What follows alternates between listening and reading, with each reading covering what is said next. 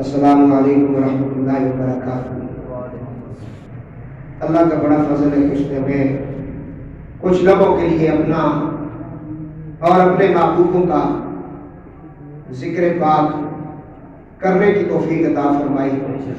دعا ہے اللہ رب العزت اکثر بات کہنے کی توفیق نصیب فرمائے، مجھے سنا کر آپ سب حضرات کو سن کر اس پر عمل کرنے کی توفیق عطا فرمائے۔ آج ہمارے موضوع کا نام ہے سورۃ القاریہ۔ اس کے اوپر ہماری اس کا ترجمہ، اس کا شان نزول اور اس کی تفسیر آج کی نشست جمعے کی جو ہے اس کے اندر ہم بیان کریں گے۔ جن حضرات کے سننا ہے وہ جلدی تشریف لے لیں۔ اللہ رب العزت نے قرآن کریم میں ارشاد فرمایا القاریہ ما القاریہ۔ یہ بڑی مشہور سورت ہے، میں اکثر مغرب کی نماز کے ٹائم اس کی تلاوت کرتا ہوں، اکثر میں پڑھتا ہوں اس کو، کیونکہ میرا تعلق درویشوں کے ساتھ ہے، اللہ والوں کے ساتھ ہے۔ ہم اگر کچھ صورتیں زیادہ پڑھتے ہیں تو اس کا کوئی مقصد ہوتا ہے۔ حضور کے ایک صحابی تھے جو اکثر ہر نماز میں قل هو اللہ احد سورہ اخلاص شریف کی تلاوت کرتے تھے۔ وہ نماز پڑھاتے تھے، اکثر وہ سورہ اخلاص پڑھتے تھے۔ ان کی شکایت حضور کی بارگاہ میں پہنچی، فرمایا یا رسول اللہ یہ اکثر سورہ اخلاص شریف پڑھتے ہیں اور صورتیں نہیں پڑھتے۔ تو حضور نے ان سے فرمایا کہ تم اکثر سورہ اخلاص پڑھتے ہو اور سورت کیوں نہیں پڑھتے؟ فرمایا اور صورتیں بھی مجھے یاد ہیں، لیکن سورہ اخلاص کے اندر میرے رب کی توحید ہے، مجھے اللہ کی وحدانیت اور اس کی صفتوں کو بیان کرنے میں بڑا دل کرتا ہے۔ تو پھر حضور نے فرمایا تو یہی پڑھا کر۔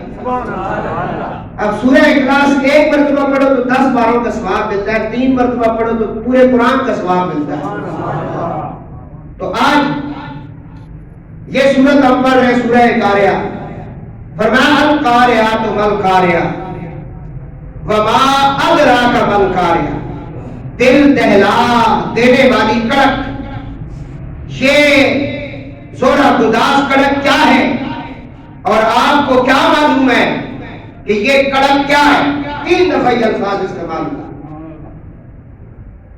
کڑک کا لفظ استعمال ہوا۔ پہلے ترجمہ سن لیں پھر آپ کو، اور آگے فرمایا یوم یکون الناس کالفراش المبثوث، جس دن لوگ بکھرے ہوئے پروانوں کی طرح ہوں گے۔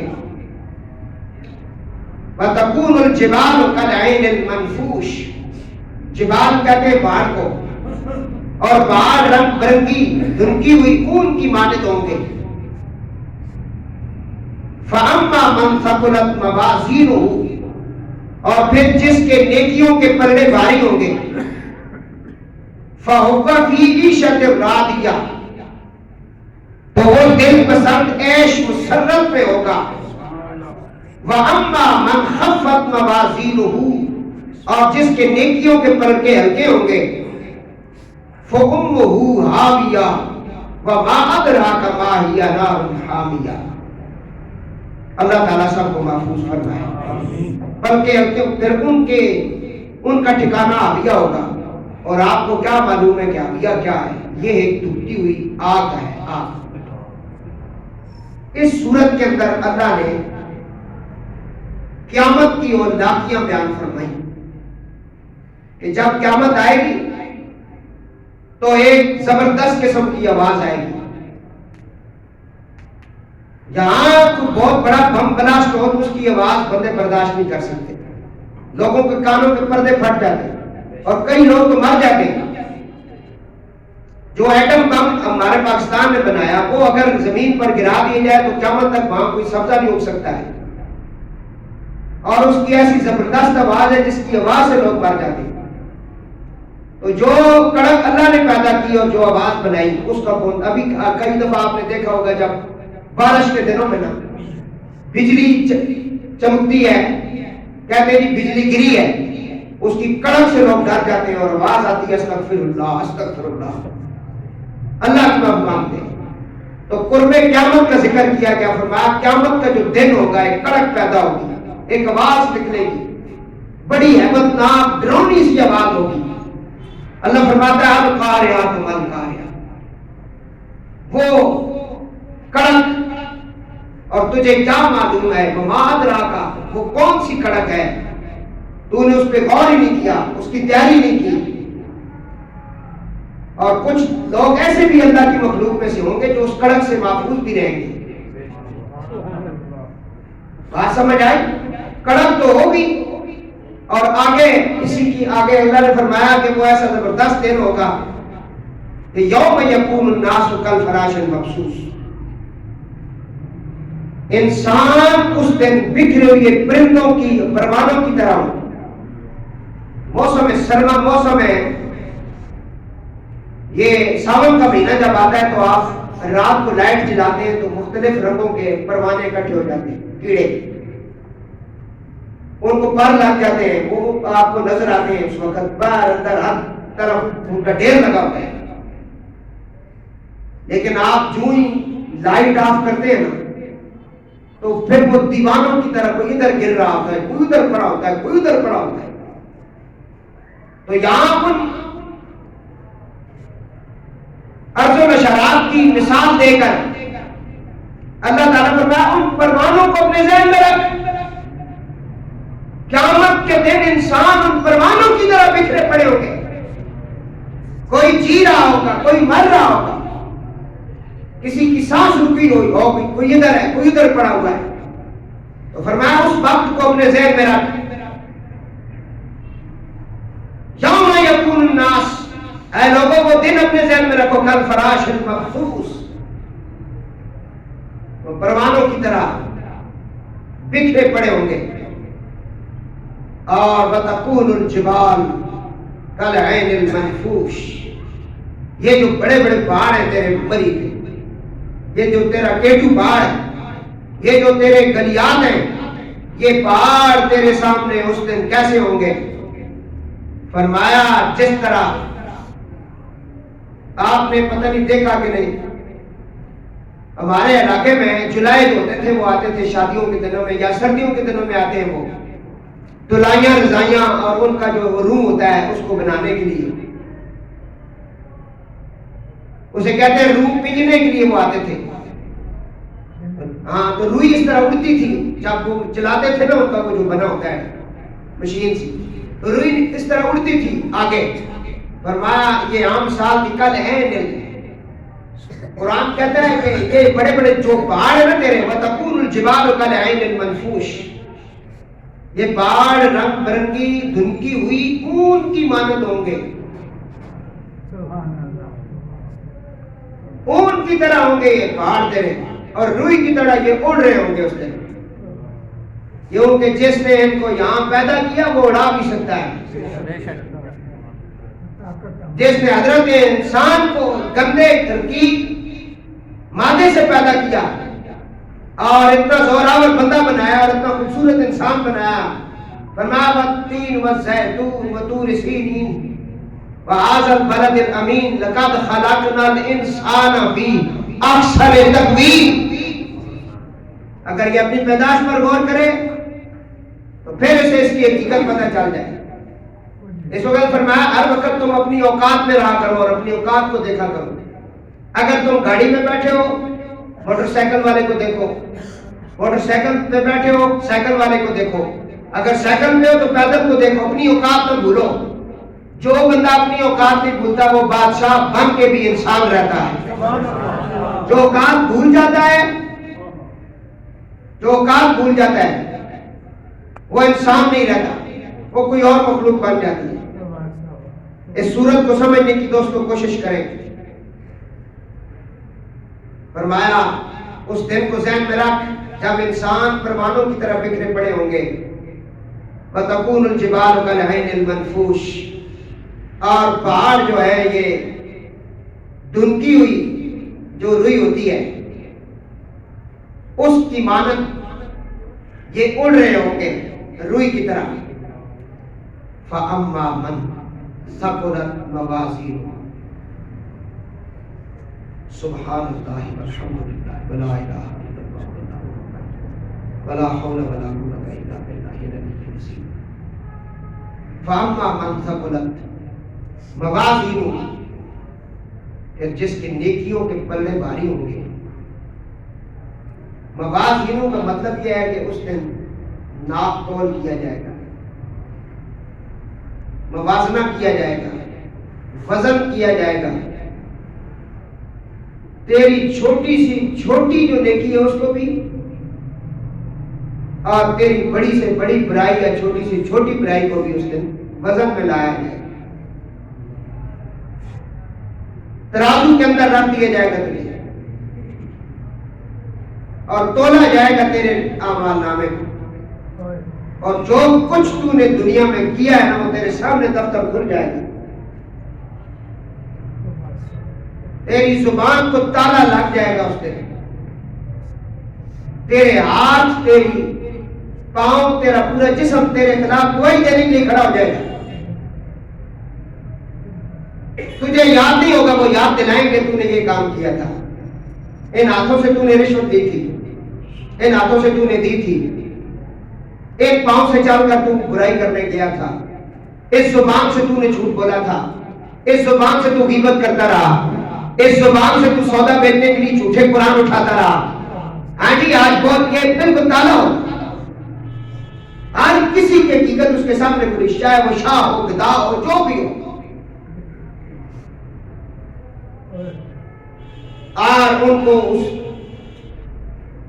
موازین اس ترازو کے سامنے لایا جائے گا، پوچھا جائے گا ایک ایک بات تجھ سے. اور تیرا یہ جو ساتھ بیٹھے ہیں دو بندے، اس وقت بندے کہتے ہیں بندگی کرنے والے، فرشتے اللہ کی بندگی کرتے ہیں، ان کو بندہ بھی کہہ سکتے ہیں. یہ دو بیٹھے ہیں، ایک نیکی لکھ رہا ہے، ایک بدی لکھ رہا ہے. اس لیے تو ہم کہتے ہیں کہ کثرت سے تو استغفر اللہ پڑھا کر، کثرت سے تو درود پاک پڑھا کر، کثرت سے اللہ کو یاد کیا کر. اللہ والوں کا معمول کیا ہے؟ وہ جب کسی کو غائب کرتے ہیں تو کہتے ہیں نمازیں پنجگانہ تو نے پڑھ لی، وعدہ کر. اور تو نے ہر نماز کے بعد 10 مرتبہ کلمہ شریف، 10 دفعہ درود شریف پڑھنا ہے، 10 دفعہ قل هو اللہ احد پڑھنا ہے. رات کو سونے کے وقت تو نے استغفر اللہ کی تسبیح پڑھ کے اپنے مشائخ کی خدمت میں پیش کرنی ہے. اس کی کوئی وجہ ہے نا، وہ وجہ آج سامنے نظر آ رہی ہے.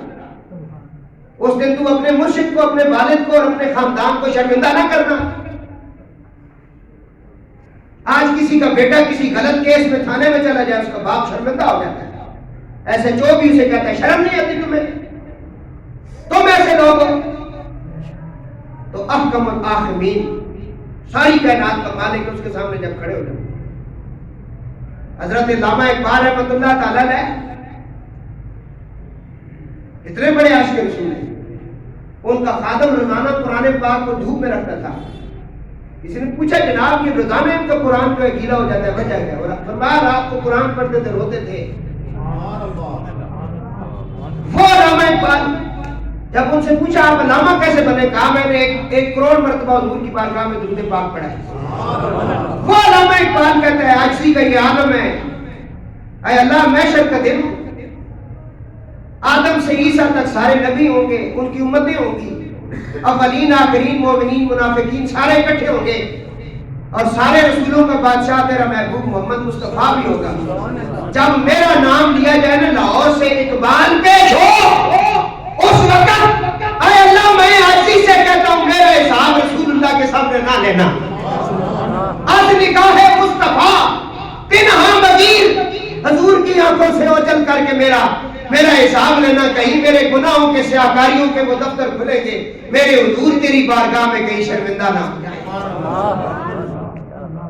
اور یہاں ہم کس کمنڈ میں بیٹھے ہوئے، نماز ہے تو اس کا ہمیں نہیں پتا.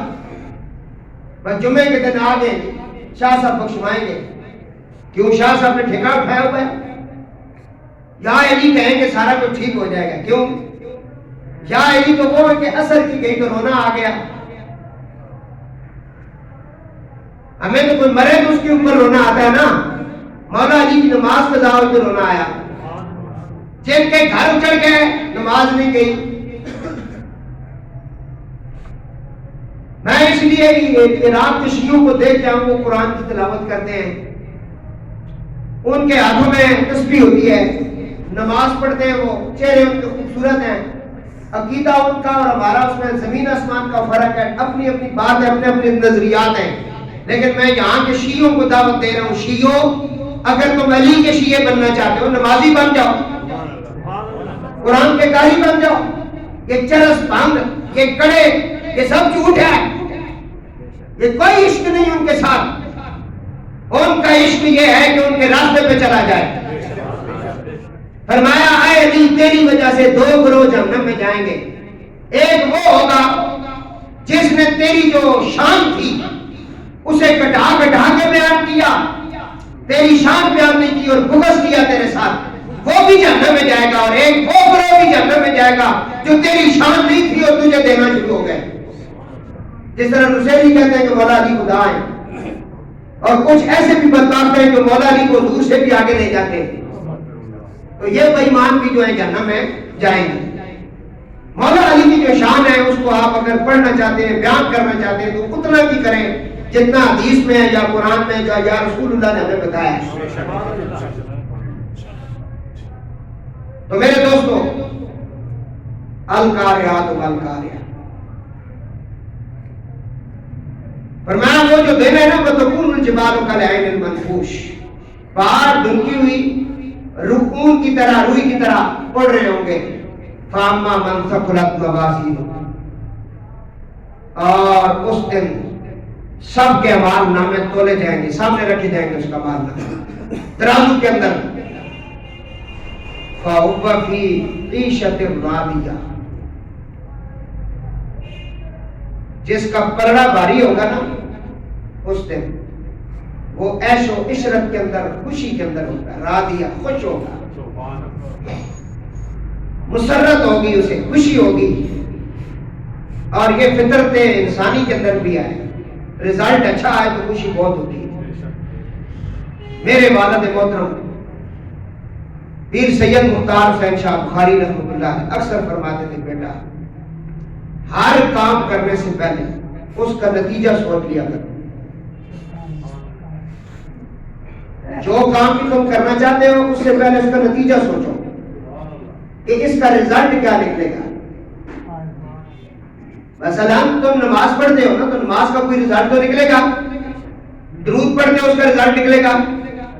کہا کہ کوئی کام بھی تم کرنے جا رہے ہو اس سے پہلے غیبت کرو گے اس کا رزلٹ کیا ہے، برا کام کرو گے اس کا رزلٹ کیا ہے، حرام کھاؤ گے رزلٹ کیا ہے، یہ پہلے سوچ لو. پھر تمہارے لیے مشکل نہیں ہوگی. میں اپنے بچوں کو بھائیوں کو آج یہ مشورہ دے رہا ہوں، کوئی کام بھی تم کرنا چاہتے ہو پہلے اپنا رزلٹ سوچ لو. آپ نے بچے کو اسکول میں داخل کروایا، پورا سال پڑھتا رہا، ایڈمیشن لگوائی، آپ نے پیسے بھرے، آپ نے کالج کو پیسے دیے، سال بعد رزلٹ ہی اچھا نہ نکلے تو آپ کیا کہیں گے؟ بھائی آپ نے کیوں داخل کرایا؟ رزلٹ اچھا ہونا چاہیے. بچے نے کوئی مطلب ہے پوزیشن تو دور کی بات ہے وہ پاس ہی نہیں ہوا.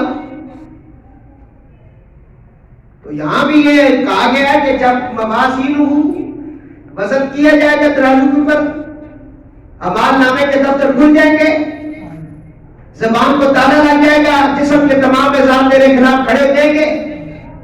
اس وقت تو ذہن میں رکھ، اس وقت جس کا رزلٹ اچھا ہوا فَهُوَ فِي عِيشَةٍ رَاضِيَةٍ، فرمایا تو اس کا پلڑا جب بھاری ہو جائے گا نا نیکیوں کا تو وہ دل پسند عیش مسرت میں ہوگا. اب اگلا جو جملہ میں پڑھنے جا رہا ہوں اس پر استغفر اللہ پڑھیں، اللہ سے معافی مانگے. آگے میں پڑھنے جا رہا ہوں. فرمایا فَأَمَّا مَنْ خَفَّتْ مَوَازِينُهُ، جس کا پلڑا ہلکا ہوگا، نیکیوں کا پلڑا کم پڑ جائے گا، برائیاں زیادہ ہو جائیں گی، برائی لکھی ہوگی. برائیاں پھر آپ کو پتہ ہے پہلے حقوق اللہ ہے، اس کے بعد حقوق العباد ہے. حقوق اللہ میں اللہ کے حقوق ہیں، اس نے آپ سے سجدہ طلب کیا ہے. اللہ تعالیٰ نے اس زمین آسمان میں کوئی چیز بھی اپنے لیے نہیں بنائی. آج بڑا خاص جملہ پہلی مرتبہ کہہ رہا ہوں اپنی زندگی میں، کوئی چیز بھی اللہ نے اپنے لیے نہیں بنائی. پانی بنایا تو آپ کے لیے، ہوا بنائی تو بولے نا بھائی، وہ تو ہر چیز سے پاک ہے. یہ طرح طرح کے کھانے جو آپ کھا رہے ہیں یہ سب اس نے آپ کو دیے، لیکن اسے ان کی ضرورت نہیں۔ یہ جو کچھ بھی ہے نا حضرت انسان کے لیے، اس نے اپنے لیے کچھ نہیں بنایا، انسان کو اس نے صرف اپنی یاد کے لیے بنایا ہے، صرف اپنی یاد کے لیے بنایا کہ تو میرے لیے ہے بس۔ تو کب بنے گا تو اس کے لیے؟ ہاں جی، کب تو اس کا بنے گا؟ داڑھی سفید ہو گئی، بیماریوں نے گرفتار کر دی، ہڈیوں میں رس نہیں رہا، اٹھنے کے قابل نہیں، کھانسی شروع ہوتی ہے تو صبح ہو جاتی ہے، رات کی نیند اڑ گئی، اتنی بیماریاں آ گئی کہ تجھے سمجھ ہی نہیں آ رہی، کب تو اس کا بنے گا؟ اور جو بنے ہیں ان کی قبریں بھی زندہ ہیں، جو بنے ہیں نا ان کی قبریں بھی آج زندہ ہیں۔ آج کے جمعے کی تقریر چھوٹے بچے سے لے کے بڑے تک ضائع نہ کرنا، کہ نفس پرستی چھوڑ دو، لوگوں کو نہ بتایا کرو میں اتنا سورت کی سین پڑھتا ہوں، میں اتنا کچھ کرتا ہوں، ریاکاری نہ کیا کرو۔ کسی کی قضا نماز ہو گئی ہے، قضا بن گئی ہے، قضا چھپ کے پڑھو، لوگوں کو نہ بتاؤ میں قضا پڑھ رہا ہوں، کیونکہ جرم تم نے کیا، جرم پہ گواہ نہ بناؤ، یہ بہت سخت گناہ ہے۔ اگر تم نے کوئی برائی ایسی کر لی ہے پھر اس کو آگے شیئر نہ کرو، یہ تم گواہی بنا رہے ہو۔ نبی کریم علیہ السلام نے فرمایا یہ زمین جو ہے نا اس دن جب پہلا سور پھونکا جائے گا نا زندہ مر جائیں گے، حدیث پاک ہے، زندہ سارے مر جائیں گے، جو زندہ ہوں گے نا سب ختم ہو جائیں گے، ایک سور پھونکا جائے گا۔ یہ کسی جانور کا سینگ ہے جس کے اندر حضرت اسرائیل علیہ السلام پھونک ماریں گے، سور کہتے ہیں، اور بڑی زبردست قسم کی ہیبتناک آواز ہوگی، سور پھونکا جائے گا قرب قیامت کے قریب، سارے مر جائیں گے۔ 40 سال گزرنے کے بعد پھر سور پھونکا جائے گا، جتنے مردہ تھے سارے زندہ ہو جائیں گے، اور زمین ان کو ایسے نکالے گی نا اپنے اندر سے جس طرح وہ پودوں اور درختوں کو نکالتی ہے، اس طرح دنیا نکلے گی پھر قبروں سے اور زمین پھٹ جائے گی۔ اس دن زمین بھی اللہ کی بارگاہ میں آپ کے خلاف گواہی دے گی، اس زمین کے اوپر رہ کر کے تم نے کیا کیا نہیں کیا۔ اس لیے علماء اور بزرگان دین بھی کہتے ہیں حضور کا طریقہ کار بھی ہے، کچھ نماز گھر میں پڑھا کرو، کچھ نماز گھر میں پڑھا کرو، سنتیں ادا گھر میں کرو۔ پہلی سنتیں جو ہیں نماز کی گھر میں ادا کر کے ادھر آؤ، اس کے بڑے فائدے ہیں۔ ایک فائدہ تو یہ کہ آپ کے پورے گھر والوں کو پتہ ہوگا یہ نماز پڑھ رہا ہے، وہ دیکھیں گے اس نے پہلے وضو کیا، پھر مصلی بچھایا، پھر یہ سنتیں ادا کر رہا ہے، وہ بھی ایسا کریں گے۔ یہ عمل آپ کریں گھر میں، یہ حضور کی سنت ہے۔ بقیہ سنتیں بھی کوشش کریں گھر میں پڑھنے، گھروں کو ویران نہ کرو، قبرستان نہ بناؤ۔ دوسرا فائدہ کیا ہے جو ابھی میں حدیث پڑھ رہا ہوں، جس جگہ تم سجدہ دو گے وہ جگہ تمہارے لیے کھڑی ہو جائے گی۔ مسجد میں بھی کہا کہ تم ایک ہی جگہ نماز نہ پڑھا کرو، جگہ چینج کرتے رہا کرو۔ اگر تم نے فرض پڑھے ہیں اس جگہ پہ کھڑے ہو، سنتیں تھوڑی سی آگے ہو کے پڑھو، ادھر والے نمازی کو ادھر کر دو، تم ادھر ہو جاؤ، تاکہ زیادہ جگہ تمہاری گواہی دے کہ یہ سجدہ کرتا ہے۔ تو میرے دوست عرض کر رہا ہوں، حضور نے فرمایا جب مؤذن اذان دیتا ہے تو اس کے اذان کی آواز ہر طرح کی جو اللہ کی مخلوق ہے وہ سنتی ہے، مٹی کے ڈھیلے اس کی اذان سنتے، یہ حدیث ہے، اور میں قیامت کے دن مٹی کے ڈھیلے بھی مؤذن کے لیے کھڑے ہو کر گواہی دیں گے۔ مخلوق سو رہی تھی اور یہ اذان دے رہا تھا. اس پہ اللہ کا اتنا کرم ہے, اتنا فضل ہے. اور پچھلی رات کا اٹھنا شروع کرو, 10 منٹ بعد تم اٹھتے ہو, نماز پڑھتے ہو فجر کی, ذرا آدھا ایک گھنٹہ پہلے 15 منٹ پہلے جاگنا شروع کرو. آج سے تہجد کی کوشش کرو. تہجد کی طرف جس دن تم آ گئے اس دن دیکھنا تمہاری زندگیاں بدل جائیں گی, کیونکہ وہ نور پیر کا میلہ ہے. میرے مرشد تو فرماتے ہیں گھر میں اگر بچہ دودھ پینے والا بھی ہے تو اس کو بھی چونڈی مار کے جگا دو, اس ٹائم وہ بھی اٹھ کے روئے, اس کی بارگاہ میں رونے کا وقت ہے. میرے دربار میں آج بھی تہجد کی اذان ہوتی ہے, وہاں جماعت ہوتی ہے, تبھی تو جا کے کوئی بندہ انسان بنتا ہے. یہاں تو آپ کو بہت لوگ نظر آ رہے ہیں. ہمارے سلسلہ قادری کے ایک فقیر تھے, انہوں نے اپنے مرید سے کہا کہ جاؤ بازار سے نہ کچھ سامان خرید کر لاؤ کہ آج ہم 11ویں شریف کی دعا کریں گے. وہ کہنے لگا حضور باہر گرمی بہت زیادہ ہے, میں آپ کی چادر لے لوں, سر پہ رکھوں گا. فرمایا لے لو.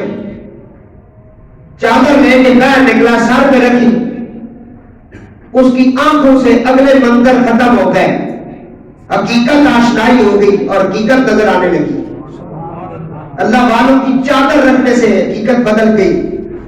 اس نے کیا دیکھا, اسے دور دور تک کوئی انسان نظر نہیں آ رہا ہے, کوئی ریچھ آ رہا ہے, کبھی بگیار نظر آ رہے, کبھی چیتے نظر آ رہے, کبھی چیز پھاڑ کے کھانے والے جانور نظر آ رہے.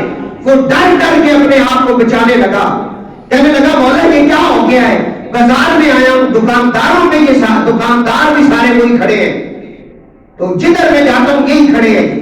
کافی دیر بعد بازار کے اندر ایک مرد نظر آیا, اس کے پاس پہنچا, کہا کہ کیا ہے, قیامت تو نہیں آ گئی؟ اس نے کہا کیا ہوا ہے؟ کہنے لگا جنگل کی مخلوق کدھر ہے اور جہاں کی مخلوق کدھر ہے, اور اس پورے بازار میں ایک ہی مرد بیٹھا ہے. انہوں نے کہا یہ چادر اتار, کہ جس کی چادر ہے وہ پچھلے وقت پیر میں اٹھنے والا ہے, اسے حقیقتیں مل چکی ہے. یہاں لوگوں نے اپنی اصلیت کو ختم کر دیا, وہ درندے بن گئے. اس پاکستان کے اندر منڈیوں کے اندر لوگوں نے کتنا وہ کما لیں گے, صاف ستھرے آلووں کو زمین پر رکھ کر گیلی مٹی ان کے ساتھ لگا رہے ہیں. ویڈیو بن گئی, یہ کیا کر رہا ہے؟ کہنے لگا یہ تھوڑے سے بھاری ہو جائے گی. کچھ سمجھ آئی؟ اس پاکستان میں یہ ہو رہا ہے. مسلمانوں کے اندر ہر برائی پائی جاتی ہے. آپ کو کیا کہو, پاکستانی تو نمبر 1 ہے کام کے اندر, اس کا پہلا نمبر ہے. ان کی بیانیاں دیکھو. تو میرے دوستو اس وقت کو یاد کرو. فرمایا سنو, القاریات ملقاریہ وما ادراک ملقاریہ یوم یکون الناس کالفراش المبثوث. دل دہلانے والی کڑک, یہ کڑک کیا ہے؟ آپ کو کیا معلوم ہے یہ کڑک کیا ہے؟ جس دن لوگ بکھرے ہوئے پروانوں کی طرح ہوں گے. وَتَكُونُ الْجِبَالُ كَالْعِهْنِ الْمَنْفُوشِ, اور پہاڑ رنگ برنگی دھنکی ہوئی اون کی مانند ہوں گے. فَأَمَّا مَنْ ثَقُلَتْ مَوَازِينُهُ فَهُوَ فِي عِيشَةٍ رَاضِيَةٍ, اور پھر جس کی نیکیوں کے پلڑے بھاری ہوں گے وہ تو دل پسند عیش مسرت میں ہوگا. وَأَمَّا مَنْ خَفَّتْ مَوَازِينُهُ فَأُمُّهُ هَاوِيَةٌ وَمَا أَدْرَاكَ مَا هِيَ نَارٌ حَامِيَةٌ, اور جس کے نیکیوں کے پلڑے ہلکے ہوں گے تو اس کا ٹھکانہ حاویہ ہوگا. اور آپ کو کیا معلوم ہے کہ یہ حاویہ کیا ہے؟ ایک دھکتی ہوئی آگ. حاویہ کے اوپر بہت کچھ لکھا گیا. کہتے ہیں کہ یہ جہنم کا ایک ایسی وادی ہے, جہنم کی اس وادی کا ذکر کیا گیا جس کا پلڑا ہلکا ہوگا تو وہ اس کے اندر ہوں گے. اللہ تعالیٰ سب کو محفوظ فرمائے. آج حضرت درود پاک پڑھے گئے.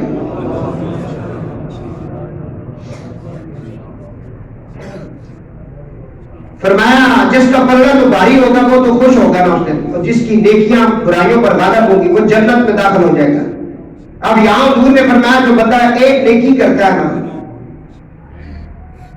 اس کو بدلے میں ایک عمل کرتا ہے اچھا عمل, اس کو 10 نیکیاں ملتی ہیں. کتنی ملتی ہے؟ عمل ایک کیا, درود ایک مرتبہ پڑھا اللہم صلی علی محمد وعلی, تو کتنی نیکیاں مل گئی؟ بولے نا حدیث ہے بھائی, کتنی نیکیاں ہو گئی؟ آپ نے قرآن پڑھا, فرمایا الف لام میم, یہ حدیث پاک ہے, الف لام میم, الف لام, پڑھے پڑھے الف لام لام, یہ 3 حروف ہے. حضور نے فرمایا الف الگ ہے, لام الگ ہے, میم نیکیاں کتنی ہو گئی؟ کتنیاں؟ فرمایا یہ اس کا وعدہ ہے, ایک عمل کرو 10 نیکیاں لے لو. یا رسول اللہ یہ عمل کہاں تک جاتا ہے؟ فرمایا 700 گنا یہ بڑھا بھی دیا جاتا ہے. اگر رمضان کا مہینہ آ جائے تو پھر تم پڑھو الف لام میم, فرمایا پھر اس کو ذرا الف لام میم کو اکٹھا کرو تو یہ 2100 بن جاتا ہے. اب پڑھتے جاؤ, اس حساب سے پڑھتے جاؤ, اگر تیرے اندر یہ لالچ آ چکی ہے کہ میں بس نیکیوں کے لیے پڑھوں گا کیونکہ نیکیوں کا ذکر بھی آیا ہے, تمہیں نیکیاں ضرور ملیں گی. نیکیوں کا ذکر ہے, الف لام میم پڑھو گے تو 30 نیکیاں, رمضان شریف میں پڑھو گے تو 2100 بن گئی.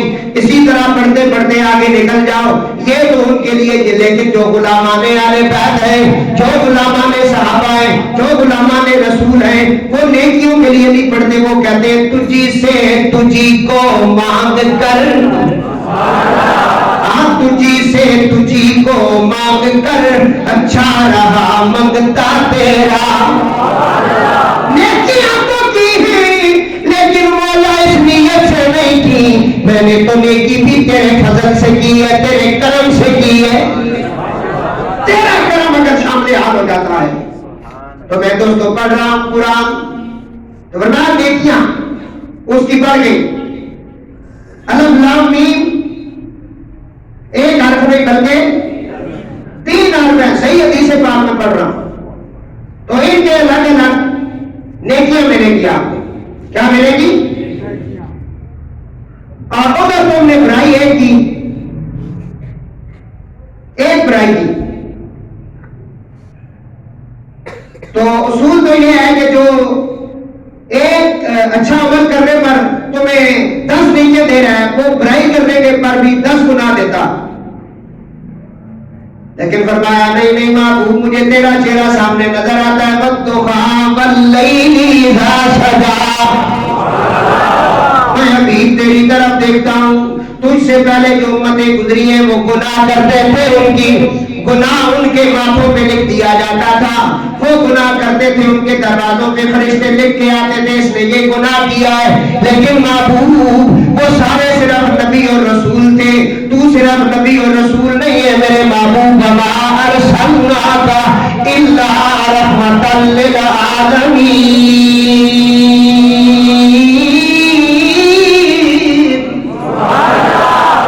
ہم نے تجھے محبوب جب جانوں کے لیے رحمت بنایا, تو تیری رحمت کی وجہ سے محبوب, تیرے محبوب ہونے کی وجہ سے محبوب, کیونکہ محبوب محب میں نہیں میرا تیرا.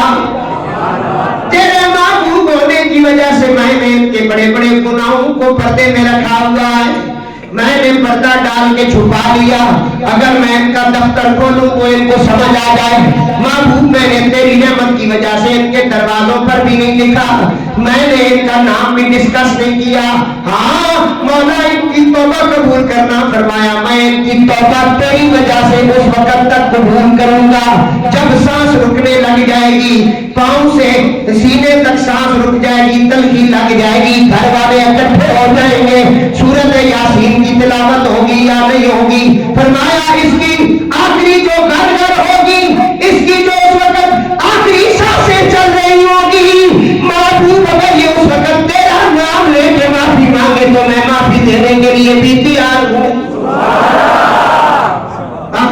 لیے بھی محبوب میں نے اس کو جمعۃ المبارک دیا، اگر یہ جمعے کو آ جائے نا تیری بارگاہ میں 80 مرتبہ درود پڑھ لے تو 80 سال کے اوپر قلم پھیر دوں، 80 سال کے گناہوں کو میں معاف کرتا ہوں۔ لیکن اب یہ کوشش کرے نا، کوشش کرے، کوشش جو حقوق ہے نا اللہ کے یا رسول اللہ کے، وہ تو آ جائیں گے نا کسی کام میں۔ اس کے بعد حقوق العباد بھی ہیں، بیوی کے حقوق، بچوں کے حقوق، ماں باپ کے حقوق۔ فرمایا ماں باپ کو بڑھاپے میں پایا پھر بھی جنت حاصل نہ کر سکا، خاک آلودہ ہو، خاک آلودہ ہو، ہلاک ہو جائے، ہلاک ہو جائے، تباہ و برباد ہو جائے۔ فرمایا آمین آمین آمین۔ یا رسول اللہ یہ کس کو آپ؟ فرمایا جبریل پر دعا دے رہا تھا اور میں آمین کر رہا تھا۔ اے اللہ کے حبیب کیوں؟ فرمایا اس لیے کہ ایک بندے کے ماں باپ بوڑھے اور پھر وہ ان کو ستا رہا ہے اور ان کی خدمت نہیں کرتا، نمازیں تو پڑھتا ہے، صوم و صلات کا پابند ہے، قرآن کا حافظ ہے، لیکن ماں باپ کا گستاخ ہے، اس کو معافی نہیں ملے گی۔ ماں باپ کے گستاخ کے لیے کوئی معافی نہیں۔ بہن بھائیوں کے حقوق اور ان کی زمینوں پہ قبضہ کرنے والا مت وہ سمجھے کہ میں جمعہ پڑھوں گا تو معافی مل جائے گی، نہیں ہے معافی۔ جب تک وہ ان کے حقوق ان کو واپس نہیں کرتا، بیٹیوں کے حقوق کھانے والا تانے دیتا ہے بیٹی کو میں نے تیری شادی کروائی ہے، تو بھائی شادی کروائی ہے تو کیا کیا تم نے؟ شادی کروائی ہے، تیری جائیداد کے اندر یہ پوری پوری وارث ہے۔ میں نے بڑے بڑے حاجی نمازی دیکھے ہیں، میں نے بڑے بڑے لوگ دیکھے ہیں جو اپنی بہنوں کو بیٹیوں کو حصہ نہیں دیتے۔ میں ان سے ہاتھ جوڑ کر کہتا ہوں یہ کام چھوڑ دو، بڑا سخت عذاب ہے، بہت سخت عذاب ہے، یہ میں آپ کو بتا دوں۔ ایسے لوگوں کی موت بھی بڑی گندی ہوتی ہے، بہت گندی موت ہوتی ہے ایسے لوگوں کی۔ وہ اپنی خوش فہمی میں رہتے ہیں کہ میں نے بس 10 12 15 حج کر لیے، میں نے ہر سال میلاد کروا لیے، میں سب ولیوں کو مانتا ہوں، میں علی کو بھی مانتا ہوں، اور دوسروں کا مال بھی ہڑپ کر کے بیٹھا ہوا ہے۔ کوئی نہ ان کا میلاد قبول ہے، نہ حج قبول ہے، نہ عمرے قبول ہے۔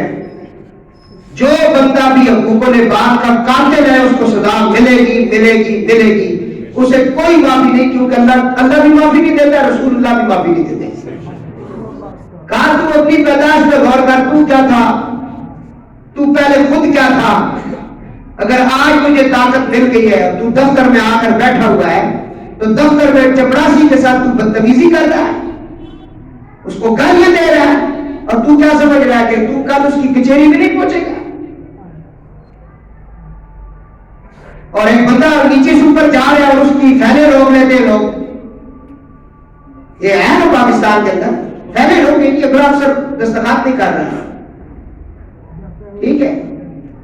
ہم ایک دفعہ کچہری میں گئے ہیں، کسی پلاٹ کا مسئلہ تھا تو ہم چلے گئے، سارا دن وہ جو یہ بڑا ہوتا ہے کیا نام اس کا، وہ جس نے دستخط کرنے ہوتے ہیں جی، وہ جو اسٹیٹ کے بلاؤ نہیں دستخط نہیں کر رہا تھا جی، تحصیلدار۔ تو ہم نے اس پی اے سے پوچھا کہ بھائی بات تو کام کر لے گا، 10,000 کا فیل کے اندر رکھو ابھی کر دے گا، کتنے پیڑے میں 10,000 کھاسے، وہ تو تے بیماریاں ایسی لگی ہیں کہ تو اللہ کی نعمت سامنے بھی ہوئی ہے، تو نہیں کھائی سکنا۔ 10 نام چڑھا باڈی گارڈ کھلا رہے ہیں لیکن طاقت کوئی نہیں، شوگر ہے تو وہ کنٹرول میں نہیں ہے، بی پی ہے تو کنٹرول میں نہیں ہے، کولیسٹرول تیرا کنٹرول میں نہیں ہے، نعمت تو بڑی ہے لیکن تو استعمال نہیں کر سکتا۔ آج توبہ کر سچی، جس کا جو ہے اس کو پہنچا دے، پھر دیکھ اللہ تیرے میرا فرمان القاریات والقاریات، اس کو یاد کر، پلڑا جب رکھا جائے گا اس پلڑے میں مجھے لایا جائے گا، یہ میں بتا دوں، اس پلڑے میں سب شاہ و بدا گزرے گی، سب۔ حضور نے فرمایا عائشہ جی یا رسول اللہ، حضور کی زوجہ پاک ہے، ہم سب کی ماں ہے، فرمایا عائشہ تیرے پاس اگر آدھی کھجور بھی پڑی ہوئی ہے نا، کوئی مانگنے آ گیا تو دے دے، یہ بھی تجھے نارے جہنم سے بچا لے گی۔ آدھی کھجور بھی بچا سکتی ہے اگر صدقے دل سے دی جائے۔ माँ बाप के हुकूक, बहन भाइयों के हुकूक, बिरादरी के हुकूक, वालेदारों के हुकूक, इमाम मस्जिद के हुकूक, ये ज़हन में रखना। जिसके पीछे पड़ी है, सामने अगर वो तुम्हारी सामने शादी है तो पीछे भी शादी होना चाहिए, पीछे शाह नहीं, फिर शादी होना चाहिए। अपने अमाल खुद अपने ऊपर कुल्हाड़ी ना मारो, बचा के रखो अगर बचा सकते हो। लच्छेदार तकरीरें सुन सुन कर ना लोगों के दिमाग खराब होते हैं। तो मेरे दोस्तों, फरमाया उस दिन जिसका नेकियों का पलड़ा तो भारी होगा वो तो खुश होगा ना, और जिसका नेकियों का पलड़ा हल्का होगा उसका ठिकाना आविया है। फरमाया मां फाउम्मुहु हाविया, तो तुम्हें क्या पता है हाविया क्या है? वमा अदराका मा हिया नारुन हाविया, तो वो जो उनका पलड़ा होगा बड़ा हल्का होगा। इसका माना फिर सहाबा किराम रिज़वानुल्लाह अलैहिम अजमईन से पता चला। कहते हैं ये ठिकाना हाविया, हाविया का माना ये है कि सर के बल जहन्नम में फेंक दिया जाएगा उस बंदे को। जिस जगह उसको सर के बल नीचे फेंका जाएगा उसको हाविया कहते हैं। बाज ने कहा कि इसका माना यह कि वो असल जिसकी तरफ वो लौटेगा वो हाविया, और हाविया जन्नत का नाम है। इब्ने जरीर कहते हैं जहां इसलिए फरमाया गया इसका ठिकाना हाविया होगा क्योंकि इसके अलावा इसका कोई ठिकाना नहीं। हाविया बहुत गंदी जगह है, अल्लाह सबको वहां से महफूज फरमाए। हाविया से मुराद आग है और इसका ठिकाना होगी। आगे फरमाया हजरत अशरफ बिन अब्दुल्लाह फरमाते हैं कि जब मोमिन मरता है, हदीस सुने भाई, बड़ी प्यारी हदीस है। साहबी रसूल फरमाते हैं हजरत अशरफ बिन अब्दुल्लाह रज़ी अल्लाह तआला, जब मोमिन मरता है तो उसकी रूह को अहले ईमान की रूहों की तरफ फरिश्ते लेकर जाते हैं। रहमत आलम सैयद आलम सल्लल्लाहु अलैहि वसल्लम की ये हदीस पढ़ने से पहले मैं एक और हदीस बयान करता हूं ताकि ये हदीस तुम्हें जरा ज्यादा आसानी के साथ समझ आ जाए। मस्जिद नबी का सैन है, सहाबा फरमाते हैं कमली वाले मौजूद हैं। हजूर नबी करीम अलैहिस्सलाम का चेहरा मुबारक मुसर्रत के साथ, खुशी के साथ खिल गया। कमली वाले खुश हुए और सूंघने लगे। फरमाया या रसूल अल्लाह क्यों खुश हुए हो? फरमाया मेरी उम्मत से एक मोमिन की रूह को फरिश्ते लेकर जा रहे हैं, मुझे खुशबू आ रही है।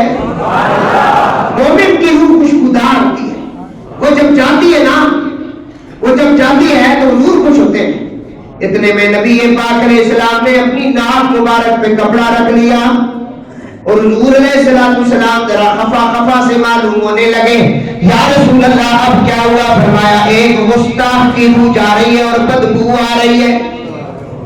मजा तब है कि तेरी जुबान पर कभी भी किसी अल्लाह वाले के लिए कोई ऐसा लफ्ज ना निकले, जब निकले तो अच्छा निकले, अच्छी बात मुंह से निकाला करना, क्योंकि तेरे साथ जो बैठे तेरी हर बात लिखते हैं और ये उस वक्त पता चल जाएगा जब तेरी रूह तेरे जिस्म को छोड़ देगी और रूह निकलेगी। रहमत आलम के साहबी हजरत अब्दुल्लाह बिन अशद फरमाते हैं मोमिन की रूह जब निकली, फरिश्तों ने उस रूह को उठाया, दूसरे मोमिनों की रूह के पास ले गए मिलवाने के लिए। फरमाया अपने भाई से मिलो जो आपने रूह पहले चली गई। किसी किसी की रूह चली गई ना, वालिद चले गए, वालिदा चली गई, बहन चली गई, भाई चले गए, बिरादरी चली गई। अब ये रूह जब इधर से निकली तो उनके साथ इस रूह को मिलाया गया। हदीस पाक है, रूह ने जब रूह से मुलाकात की फिर उन्हें कहने लगी फलां का क्या हाल है? फलां का, उन्होंने पूछा फलां बिन फलां का क्या हाल है? ये रूह कहने लगी मुझे तो बहुत से अरसा हो गया, वो तो फौत हो गया है। नहीं समझ आई हदीस को जरा समझे ना। इधर से रूह गई ना मोमिन की, मोमिनों की रूह से जब मिली, मोमिनों की रूह ने एक बंदे का जिक्र किया कि फलां का क्या हाल है। इसने कहा वो तो मुझसे पहले फौत हो गया है। उन्होंने आगे से अफसोस से कहा कि वो हमें मिलने नहीं आया, पता चलता है वो हाविया के अंदर चला गया है। आप समझ आई? कुरान कहता है अल्लाह रब्बुल इज्जत के महबूब फरमाते फउम्मुहु हाविया, वो हाविया के अंदर जहन्नम के उस मकाम पे चला गया जिसको हाविया कहते हैं, उस आग में चला गया। बात समझे? روح سے ملاقات کرتی، روحوں کو آزادی بھی ملتی ہے. کچھ نے کہا کہ روح جو ہے پرندے کے کوٹے میں رکھ دی جاتی ہے، وہ پرندے اڑ کر اس گھر میں بھی آتے ہیں. کہ شب جمعہ کیوں ہماری مائیں بہنیں بیٹیاں بڑی بڑے جو بزرگ تھے دعائیں کیوں کرتے تھے؟ آج تو ذرا ماڈرن دور ہے، کیوں کرتے تھے دعا؟ جمعرات والے دن حضور فرماتے ہیں میری امت کے اعمال میرے سامنے پیش کیے جاتے ہیں. بزرگوں کا کہنا یہ تھا کہ جب فرشتوں کی چینجنگ ہوتی ہے نا عصر کے بعد، اس سے پہلے تم دعا کر لو، عصر کے بعد، کیونکہ وقت عصر کی قسم قرآن نے اٹھائی، والعصر ان الانسان لفی خسر. اس ٹائم سورہ فاتحہ شریف الحمد پڑھ کے کچھ پکا کر کے سامنے رکھ کے اپنے بزرگوں کے لیے دعا مانگو. آپ تو کہتے ہیں سلانا آ گیا تب کریں گے، کچھ تو بھول ہی گئے نا، دعا نہیں کی. ان کے لیے ایک ہی میسج ہے، تم نہیں کرو گے تمہارے لیے بھی نہیں ہوگی. یہ بالکل اپنی اس آخر سے نکل گئے کہ تم دعا نہیں کرو گے تو تمہارے لیے بھی دعا کرے گا. دعا کرو گے دعا ہوگی، دعا کرو گے تو دعا، تم جو مرضی بنے پھرتے رہو، دعا نہیں کرو گے دعا نہیں ہوگی. بیوی سے کہو بول رہا ہے ایک روٹی بناؤ، ایک گلاس میں دودھ دے کے آؤ، کچھ بھی نہیں ہے گھر میں، نمک رکھو، پانی رکھو سے سامنے ایک دفعہ ہم تو 3 دفعہ سب کے لیے دعا مانگو. ان کی روحوں کو آزاد کیا جاتا ہے. شرح الصدور پر علامہ جلال الدین سیوطی نے لکھی ہے، پڑھو اس کو. یہاں یہ لکھا ہے مومن کی روح کو مومن کی روحوں کے ساتھ فرشتے ملاتے ہیں. قبرستان جایا کرو تاکہ تمہیں عبرت حاصل ہو.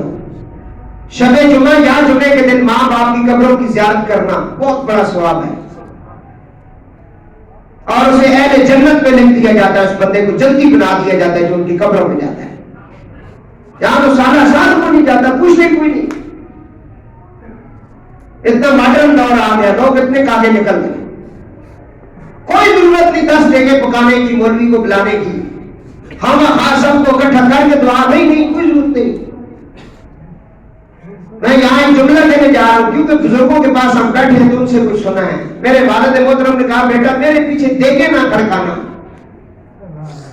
میں نے کہا پھر کیا کرنا آپ کے لیے دعا نہ کریں. فرمایا دعا کرنی ہے. اگر تیرے پاس نا 2 دیگوں کے پیسے ہیں ان میں سے بھی ایک دیچکا پکا کے نا وہ تم گھر والے بیٹھ کے دعا کرنا، باقی جو پیسے نا تیرے پاس اس کا کچا اناج خریدنا، کچا اناج، آلو خرید لو، پیاز خرید لو، پتی چینی خرید لو، گھی خرید لو، اس گھر میں دے کے آؤ جس گھر میں اس کی کمی ہے. کرتا ہے کوئی؟ جہاں تو نمود و نمائش چل رہی ہے 2-2 لاکھ 3-3 لاکھ روپے کے، ہاں جی حال کے اندر دعا کرائیں گے. ساری زندگی بابے سے فروٹ نہیں آتا کار تو دعا بابے کی حال نے بچ کرانی ہے. تو سر ٹائم ہوتے ہیں اشنا کی شاجی اور نہیں سمجھ آئیے. ساری زندگی بابے نے حال نہیں پوچھا، بیوی کو ڈرنا رہا، بابے نے کمرے کی نہیں گیا، نہ ماؤ کو پوچھا نہ بیموا مار گیا ہم اور فروٹے نہیں ڈشا کر اپنے. ساری زندگی میں اسے فروٹ آتا کوئی نہیں، جے لے کے آیا تو شاپر چھپا کے کمرے کھڑا کیونکہ بیگم ناراض ہونی ایک ادھر کہنا ہے باہر کیوں دیتا ہی ماں باپ کو بالکل اکیلا کر کے چھوڑ دیا. انسان ہی نہیں سمجھا. تینوں کے جا کر پاؤں چومے، والد کی بھی کبھی چومے، تیرے نے پیرا نہ کیوں کہ لگے ہے جسے جا کر تو پیار میں چومنا، اور پیو نے بھی کبھی پیار چومے نہیں جیسے ضرورت سی پیار چومنے. تیرے پیر کو زیادہ حق تیرے اوپر تیرے ماں باپ کا ہے. یہ تجھے کس نے کہا ہے؟ کوئی بھی پیر اتنا کامل جو تیرے ماں باپ سے بڑا ہوا ہے. میرے کملی والے نے فرمایا جس پہ ماں باپ ناراض ہے اس پہ میں محمد ناراض ہوں. سب تو بڑا پیر اس کا نام ایک محمد مصطفیٰ ہے. اور کیا پیر ہے جڑا پیر کہ میں تینوں بخشوا لساں چھڈ دے ماں باپ، وہ پیر پر لے کر کے کوئی بے وقوف ہے. وہ تو نبی پاک کی تعلیم ہی نہیں جاننا. اور یہ افسوس ہے سانو آج کل پیر پڑھے لکھے لیکن جہل سے زیادہ تو زیادہ تسبیح گری پر دل نہ پھریا. ہے جی چلے کٹے پر رب نے بچا کے انہاں پیراں بھی خراب تساں کیتا گوڈے ہاتھ لال لگنا جمعے تو پہلی یہ جڑا پیرن گھر جمع نہیں تے کوسر برا نے مقام دے وہ ساری زندگی سی کمانڈے کریا میں تے کوسر پاک کے مقام پہ ہوں نہیں نہیں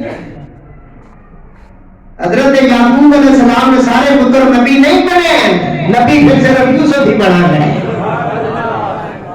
جی جی ہر پیر میں پتر پیر نہیں ہوتا اے بول جو تو کتے لڑان والے ہاں جی سارے گندے کام جڑے یزید کرنا ہے وہ کرنے والے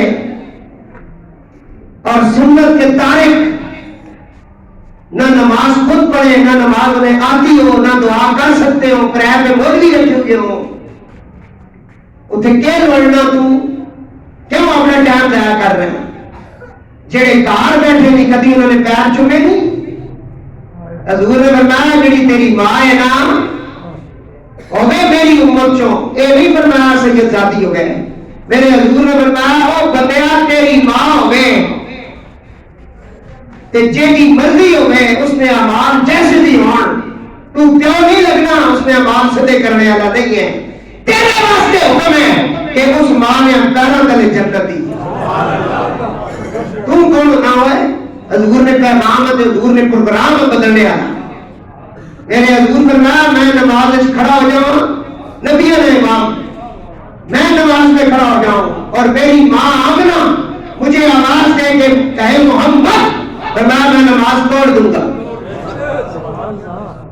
تیرے ماں باپ کا احترام پہلے ماں باپ پھر اس کو بعد اگے پیر توڑ رہے کچھ سمجھ آئی فرمایا اے آبیا انہاں پوچھا وہ کیوں نہیں وہ کدھر گیا وہ بندہ انہاں آکھا یار آسان تو نہیں پتا وہ پہلی فوت ہو گئی ہے انہاں آکھا وہ پھر آبیا نے چلا گئی اللہ بچائے آبیا کو بچایا میرے ویرو یاد کرو یہ بہت ڈاٹا آبیا حضور نے فرمایا کہ قرآن کہنا وَمَا أَدْرَاكَ مَا هِيَ نَارٌ حَامِيَةٌ قرآن نے اس کو آگے بیان کیا ہے سنیں ذرا توجہ فرمائیں تو وہ روح ملاقات کرتی ہے وہ سمجھنے کہتے ہیں آبیا میں پہنچتی ہے یہی روایت حضرت انس بن مالک کچھ تفصیل کے ساتھ مرفوع انہوں نے اپنی کتاب میں بیان کیا اللہ تعالیٰ میں اپنے فضل و احسان سے آتش جہنم سے محفوظ فرما نار الحامیہ کا معنی یہ آگ ہے انتہائی گرم اور اس کے بڑے بڑے شعلے ہیں رسول خدا نے فرمایا تمہاری یہ آگ جسے تم جلاتے ہو نا یہ آتش جہنم کا 17واں حصہ ہے